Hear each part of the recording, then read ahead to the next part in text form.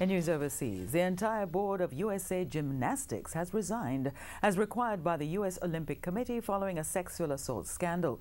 Sports physician Larry Nassar is hearing from more of his victims this week as he enters the sentencing phase in a second Michigan county.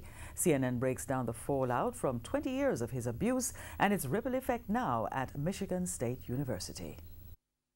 A new interim president has been named at Michigan State University Wednesday morning. The entire board of USA Gymnastics has resigned, all because this man was allowed to abuse young girls unchecked for over 20 years. I will never forgive you for this. At least 65 women are expected to speak in an Eaton County, Michigan courtroom about being sexually assaulted by Larry Nassar.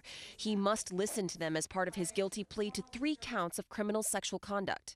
Your abuse took 3 years of my life away from me. Earlier this month, another 156 women gave their victim statements in Ingham County, Michigan for similar crimes. In that case, Nassar was sentenced to up to 175 years in prison.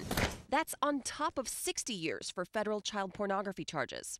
Some of the victims in today's Eaton County case told a judge Michigan State University bears some of the blame. I'm completely heartbroken and betrayed by the school's administration. It's time to accept responsibility for your actions, or rather, lack thereof, and step down.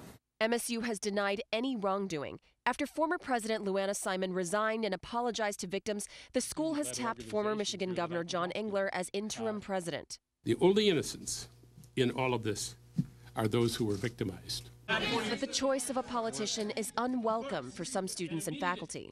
John Engler is the wrong direction. This is already spurring protests. Engler told them he's here to take action. Mark my words, change is coming. Indeed, change has come, no? But more is coming.